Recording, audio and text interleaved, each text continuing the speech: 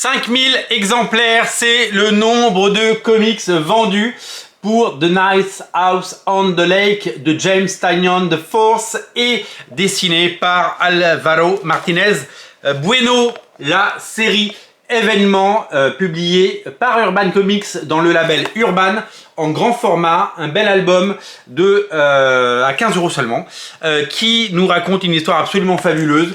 Un comics dont je vous ai vanté les qualités et dont j'ai dit tout le bien que j'en pensais.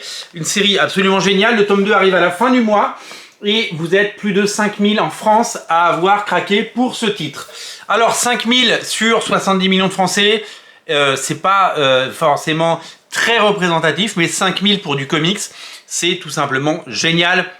Vous le savez, les comics sont un peu le parent pauvre du rayon bande dessinée en France. Seulement 4% du marché, mais certains titres qui sortent du lot, comme celui-là, et qui va continuer son bonhomme de chemin, certainement dans les semaines à venir, et séduire un nombre grandissant de lecteurs. Et c'est tant mieux. Bravo à Urban, bravo à James Tynion IV, bravo pour cette série d'exception.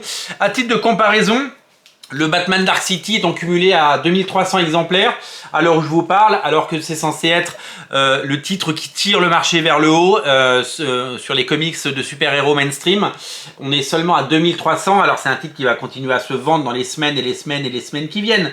Il n'y a aucun problème, mais nous sommes sur des ventes beaucoup plus confidentielles. Pour vous donner un autre exemple, le Hellboy sorti la semaine dernière, scénarisé par Mike Mignola et magnifiquement mis en image, c'est un petit peu moins de 400 exemplaires pour sa première semaine. Alors Hellboy, on le sait, ça faisant sur la durée, et il y a un public fidèle, on n'a pas de souci pour Hellboy, mais c'est pour vous montrer la fragilité et la taille de ce marché des comics.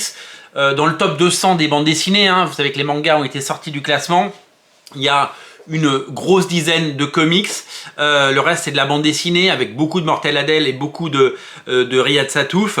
Il y a énormément de titres en bande dessinée, vous savez, ces opérations promo à 3-4 € qu'on trouve en supermarché pour les bandes dessinées franco-belges classiques.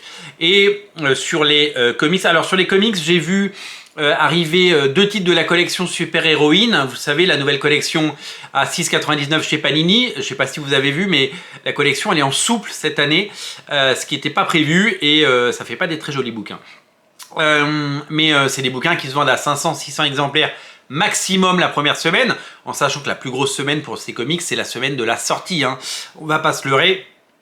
C'est pas des titres qui voient leur vente augmenter de semaine en semaine. Elles peuvent se stabiliser et se vendre à 4 ou 500 exemplaires par semaine pendant plusieurs semaines, mais c'est pas des titres qui voient grandir leur lectorat en fonction du temps qui passe, vous voyez, clairement. Et puis il y a toujours des titres urban nomades à petit prix. Alors oui, il y a du volume, hein, on est autour de 5000 exemplaires sur des Jokers ou sur des V pour Vendetta, mais on n'est pas non plus sur des titres absolument fous.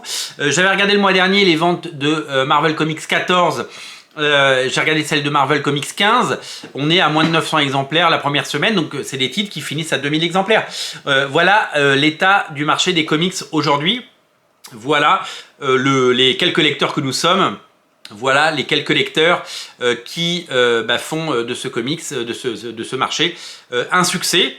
Comme quoi, ça doit être rentable pour tous ces acteurs de vendre 2000 exemplaires d'une BD. Quoi qu'il en soit, le grand gagnant, c'est lui. Je vous invite vraiment à lire ce titre si ce n'est pas déjà fait. Je vous invite vraiment à le découvrir. Je vous invite vraiment à le dévorer. C'est vraiment une expérience de lecture exceptionnelle. C'est vraiment un comics de qualité. C'est vraiment quelque chose qu'il faut avoir dans sa collection. C'est véritablement un comics que je vous invite à savourer. Je vous mets le lien dans le descriptif de la vidéo et on en reparle dès que le tome 2 arrive. Vraiment, régalez-vous les enfants. Salut.